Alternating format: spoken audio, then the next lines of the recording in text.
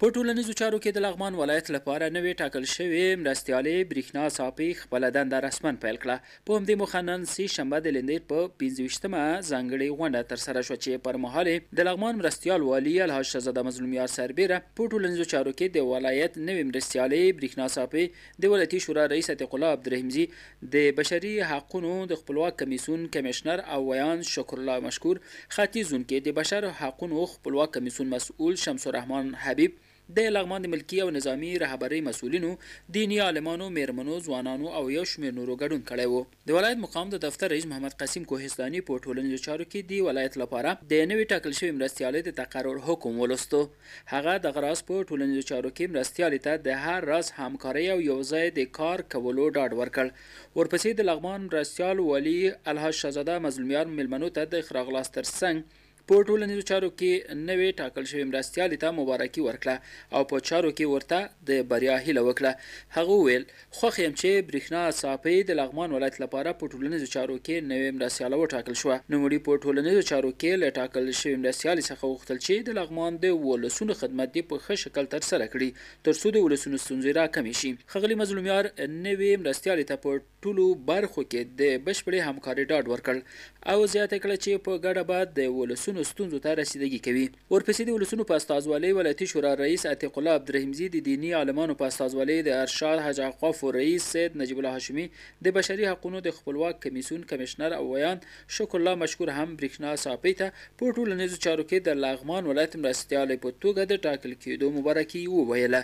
دوی وویل برېښنا صافۍ په همدې هېواد کې زیږېدلې او خپلې لوړې زده کړې هم په افغانستان کې ترسره کړي او په ښه شکل سره به وکولای شي چې د ولسونو ستونزو ته رسیدګي وکړي. نوموړو وویل برېښنا صافۍ په بېلابېلو برخو کې د کار پراخه تجربه لري او وکولای شي چې د ښځو په موجوده وضعیت کې لا بهتروالی راولي. په ورته مهال په ټولنیزو چارو کې د ولایت نوې مرستیالې برېښنا صافۍ د جمهور رئیس محمد اشرف غني د سیمه ییزو ارګانونو د خپلواکۍ ادارې د مشر د لغمان د والي او د دې ولایت د ولسونو څخه مننه وکړه چې په نوموړي یې باور وکړ او دا دروند مسؤلیت یې ور وسپاره. هغې وویل په هر ټولنه کې نارینه او ښځینه په ګډه کار کوي تر څو یې هېواد ټولنه او ولسونه په ټولو برخو کې پرمختګ وکړي. نوموړي وویل خوشحاله یم چې د لغمان د ولسونو د خدمت لپاره ټاکل شوی یم او ژمنه مې ده چې په پوره اخلاص به د خپلو خلکو خدمت کوم تر څو په بېلابېلو برخو کې د دوی ستونزې راکمې شي.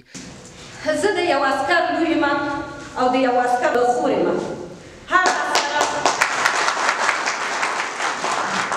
هغه عسکران چې تل لوی ارمان یې د دې وطن تحفظ و د ملي حاکمیت تحفظ او د ملي نوامیسو څخه ساتنه وه. زما په رګونو کې د وطن مینه او د ولس مینه جریان لري. خو راشئ ما ته لاس راکړئ زما ملا وتړئ ما ته طرحې راکړئ. زه ډېرې ژمنې تاسو سره نه کوم چې زه به دا وکړم دا وکړم خو څه شی چې ما ته د دندې په لایحه کې راکول شوي زه به هغه په احسن وجه باندې ادا کوم او هغه صلاحیتونه چې زما د مسؤلیتونو سره په تناسب راکړل شوي د هغې نه د لغمان د بهبود لپاره د لغمان د خلکو د بهبود لپاره ګټه اخلم. زه بیا هم ټینګار کوم زما ملا وتړئ ما سره لاس راکړئ. که چېرته په یوه کورنۍ کې د ښځې وضعیت بدل شو د ښځې وضعیت مثبت طرف ته لاړو په دې پوه شي چې هغه کورنۍ مثبت طرف ته سوق کېږي. که چېرته په یوه ټولنه کې یو نارینه لوستی وي فقط همغه نارینه لوستی پاتې کېږي. اما که چېرته په یوه کورنۍ کې یوه ښځه لوستې شي دا باور وکړئ په دې اعتماد ولرئ په دې ایمان ولرئ چې 3 نسله نور تاسو باسواد کړي لوستې کړي دي.